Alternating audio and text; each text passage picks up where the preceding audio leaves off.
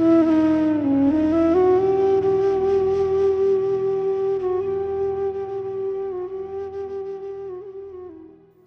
কথা রাখেনি।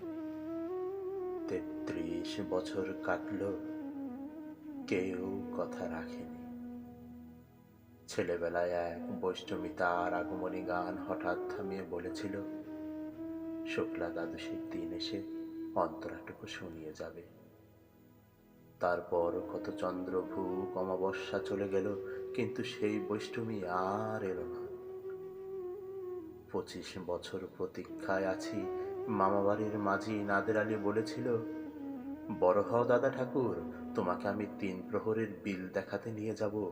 সেখানে পদ্ম ফুলের মাথায় সাপ আর ভ্রমর খেলা করে। নাদের আলী, আমি আর কত বড় হব?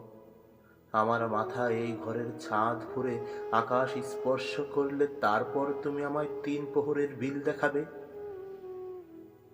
একটাও রয়েল গলি কিনতে পারিনি কখনো। লাঠি লজেন্স দেখিয়ে দেখিয়ে চুষেছে লস্কর বাড়ির ছেলেরা। ভিখারির মতন চৌধুরীদের গেটে দাঁড়িয়ে দেখেছি ভিতরের রাস উৎসব। অবিরল রঙের ধারার মধ্যে সুবর্ণ কঙ্কন ফরা ফর্সা রমণীরা কত রকম আমোদে হেসেছে। আমার দিকে আমার দিকে তারা ফিরেও চায়নি।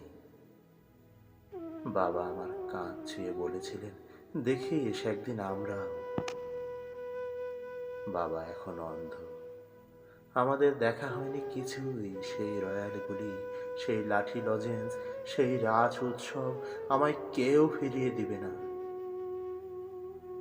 বুকের মধ্যে সুগন্ধি রুমাল রেখে বরুণা বলেছিল, যেদিন আমায় সত্যিকারের ভালোবাসবে সেদিন আমার বুকেও এরকম আতরের গন্ধ হবে। ভালোবাসার জন্যে আমি হাতের মুঠোয় প্রাণ নিয়েছি। দুরন্ত ষাঁড়ের চোখে বেঁধেছি লাল কাপড়। বিশ্ব সংসার তন্ন তন্ন করে খুঁজে এনেছি ১০৮টা নীলপদ্ম। তবুও কথা রাখেনি বরুণা। এখন এখন তার বুকে শুধুই মাংসের গন্ধ। এখনো সে যে কোনো নারী।